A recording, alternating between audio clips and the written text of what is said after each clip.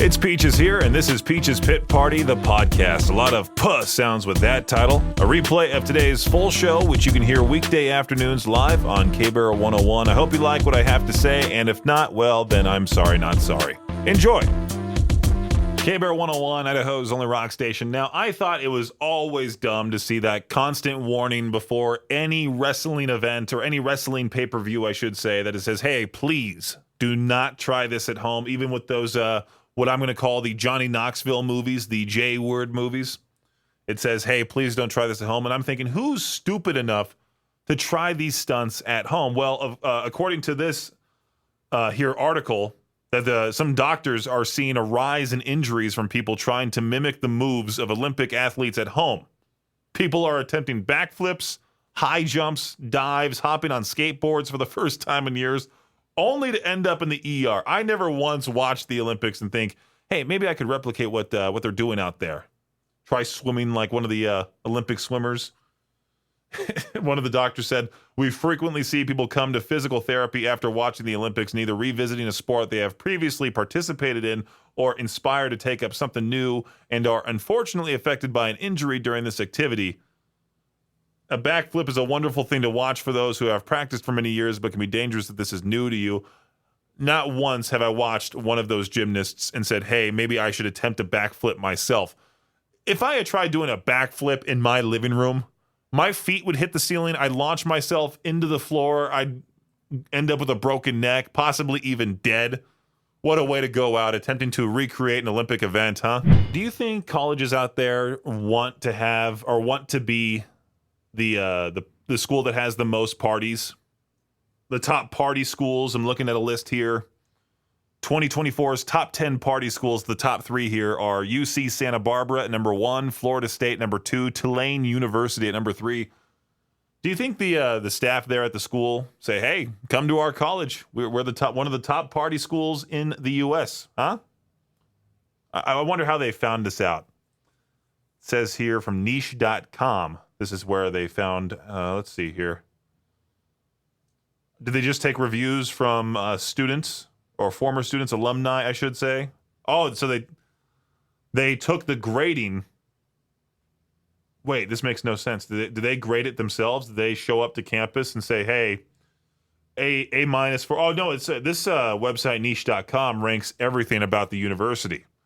Overall, University of California, Santa Barbara got an A for academics, A for diversity, A minus for athletics, A minus for value, A for campus, an A+ party scene. It does seem like a great school to go to, and the acceptance rate's pretty high. But the tuition also is not that all expensive compared to many other schools in the nation. Like USC. USC is a great school. I've always been a fan of UCLA. USC is a great, fantastic institution, but it's so weird to see that university in the middle of the hood. To have all that ghetto around USC, it's very weird. People probably fantasize that, UCLA and USC are great schools and they have some great neighborhoods around the campus. You show up to USC the first day, you're in for a treat. I saw this news story and I automatically thought it was fake. It was from The Onion or some sort of satire website. But no, this is 100% real. A Japanese company. What's their name again? Let me scroll down here. Oh, I've lost it. No, wait, it's back there. Nippon Ham has launched caffeinated ramen built for gamers. And it's not the traditional cup of noodles that you can just eat with chopsticks or spoon or whatever utensil you want to use. It's more so like in a protein shake container that you just chug. And it's caffeinated. Yeah. Oh, boy. This description here is pretty spicy. The squeezable ramen pouch features a 16-millimeter spout that lets noodles flow freely into your mouth. There you go. They knew what they were doing when they wrote this article. It is funny with the Olympics. If you win a gold medal here in the U.S., I think you earn like tens of thousands of dollars. It's nowhere near what you'll earn if you win a gold medal in another country. Like China pays their athletes like $800,000, something like that. But this Filipino gymnast, Carlos Yulo, is the first Olympic gold medalist in the history of the Philippines, and he's going home to a hero's welcome. According to a local company's post on Twitter, Yulo will receive a lifetime of free buffet meals from Vikings, a fully furnished 2-bedroom condo from Mega World Corporation. That's a terrible name. Mega World Corporation sounds like a cartoony, like, villain company. Lifetime free food and drinks at Tipsy Pig locations, and a lifetime of free colonoscopies from Dr. Virgil Lowe. He'll also receive a lifetime of free Bach double boxes from Bach Korean Fried Chicken, a whole bunch of good stuff. The government will also give Yulo $52,000 for his accomplishments. Good for him. I feel like we should be compensating these athletes pretty well. I mean, they're training every time the Olympics aren't on. And, of course, the Olympics are on every 4 years. They have to train all for that one moment. And I talk about it with my parents. I was having a heated debate with them when I was back at home, talking about if I won bronze or silver, I wouldn't even want the medal because it's just like glorifying that I got third or second place and I didn't get first. You know, Ricky Bobby said it best. If you're not first, you're last. The Chicago White Sox lost their 21st game in a row last night and continue to make history in a bad way. Only 3 teams have lost 20 consecutive games in the last 80 years. The 1961 Phillies, where they lost 23 in a row. The 1988 Orioles, 21 in a row. And the 1969 Expos, where they just lost 20, who were an expansion team, so that barely counts. The White Sox haven't won a game in 27 days. The locker Kobe Bryant used at Staples Center from 2003 to 2016 sold at auction for a staggering $2.9 million, becoming the most valuable sports locker ever sold. The bidding started at $750,000, but skyrocketed in the last 20 minutes because of 4 eager and wealthy bidders. A portion of the proceeds from the auction was donated to the Los Angeles Lakers Youth Foundation. What are you going to do with that locker? I'm assuming some like rich old guy bought it, and he's going to have it in his living room for bragging rights. Like, hey, this is the locker Kobe used when he was on the Lakers, just killing it. And last but not least, when it comes to Olympic gymnastics, Simone Biles' work at the 2024 Summer Olympics is done. And she definitely made the most of her time in Paris. Biles is the most decorated gymnast of all time with 11 total Olympic medals, including 7 gold in Paris. She also became the oldest American gymnast to win a gold medal at 27. Her comeback this summer was remarkable and captured the imagination of America, especially since just a couple years ago she didn't think she would even compete. She competed and walked away with 4 medals. Not too shabby. That does it for your Shot Clock Sports Update. Right here on K-Bear 101. It makes me laugh to see funny reviews about people going to see bands for the very first time, and then they come back and say, well, that wasn't what I expected. And this one lady, I don't know what she wrote for. It was a BuzzFeed. She did a review about Blink-182's performance that closed Lollapalooza. And, part of her review says, why are 2 older men aged 52 and 48, respectively, who have wives and children making jokes about each other's mothers? The crude humor may have landed with some, but to continue throughout the hour and 15-minute long set was a bit much. It's a question that was never answered. One would think maybe they'd stop and the joke may stand as a one-time thing. It wasn't. The entire performance in between songs, Delonge and Hoppus made quips sticking to the vulgar theme. And of course, Tom Delonge responded on Instagram just laughing at this person's review because clearly I don't think she's ever heard of Blink-182 before.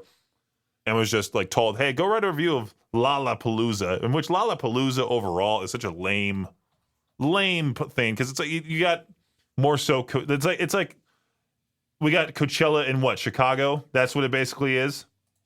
You look at the lineup and it's Tyler the Creator, Hosier, all these different pop artists that no one really cares about. You get the Killers in there. You got the rapper Future. It's just bleh. Not appealing to me. So a 6-year-old was denied a passport because her name, Khaleesi, is trademarked by Warner Brothers.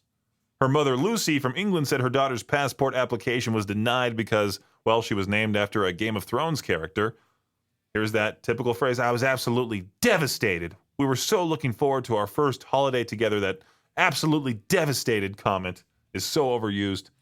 Why would you give your daughter a stupid name, Khaleesi? Name it after a famous character and then wonder, oh, why couldn't she get a passport? I guess she was planning a trip to Disneyland Paris where she received the devastating news. I never thought you could trademark a name. You're named Lucy, which is a common name. And then you're like, what can be extravagant and weird? And I don't want to name my kid like Haley. That's Haleigh, like that weird version of Haley. Let's go with Khaleesi because I love Game of Thrones. Most likely this girl will have to legally change her name. Why did the tortoise cross the road? Police in Oregon, they're trying to find that out. So cops in Portland found the runaway tortoise on the side of Interstate 205. Following a very slow speed chase, officers were able to wrangle him and hold on to him until animal control officers arrived. They identified him as Bowser, a great name for a pet tortoise. That was reported missing 2 days earlier. His home was located on the other side of the I-205, which means that he managed to crawl across the very busy interstate and survived. A police spokesperson said it's not clear where Bowser has been for the past 2 days or how he traversed the interstate freeway, but PBP is gratified that he is safe and sound and back home with his family. And to answer the question, the tortoise crossed the road to get to the Shell station. Of course, that's what this article says here at the very end. One of those terrible dad jokes that I regret saying live on air. It is now that time for To Peach Their Own, where I ask you, the listener, a question. You give me your best or dumbest response on the air, as long as it's radio friendly, right? Well, today's question, I saw this and I was like, this should be interesting to see how tough you think you really are. What is the biggest or most ferocious animal you think you could fight with your bare hands and survive? I did see a few people say kangaroo, which I don't know if you've ever seen a buff kangaroo, especially down in Australia, but they're pretty big. I feel like their kicks would be pretty lethal there. But if you want to let me know your answer, call in live to the show at 208-535-1015. What is the biggest or most ferocious animal you think you could fight with your bare hands and survive? So if you were to fight an animal, what is the biggest or most ferocious animal you think you could fight with your bare hands and survive? I'm going to give a Victor Will answer. A kitty cat. That's more realistic than what some people are putting in this Facebook comment section. I saw the top answer was a kangaroo. The only reason I say that is because I've had to wrestle with dogs when they've been ferocious and vicious, and I wouldn't even want to tangle with one of those. So I'm not going to go above that. So I said a kitty cat. Because at least that one, you can grab it by the head and put it down. Wow. Crazy J, since I have you on the phone, do you want to answer today's To Peach Their Own? Sure, might as well. What is the biggest or most ferocious animal you think you could fight with your bare hands and survive? I'd probably lose to it, but probably a small gorilla. A small gorilla? I would love to see that fight ever happen. I just saw this whole thread on Twitter, I believe, of how big animals actually are. Like, you don't realize how big some of these animals are. And someone compared their hand to the size of a gorilla's, and the gorilla's paws or their hands are huge. I can't imagine you taking on a small gorilla at all. I could maybe see like a squirrel, a chihuahua. Maybe even like a kangaroo. I would love to see Crazy J against a kangaroo. But kangaroo would be fun. Yeah, but a small gorilla. Kangaroos are mean. They are. They're terrible. There's so many of them in Australia. Of course, you could take care of one, and it wouldn't do anything to the kangaroo problem down there. Hey, K-Bear, how's it going? Good. How are you, Peaches? I'm doing fantastic. What is the biggest or most ferocious animal you think you could fight with your bare hands and survive? A wolf. A wolf, huh? I think. If it's multiple, then no. But I think a person could fight off a wolf. What would be your tactic? To punch it in the face? Punch it, choke it, whatever you gotta do. Probably try to choke it out. I think that'd be your best chance. Try to hit it with the Undertaker's tombstone pile driver?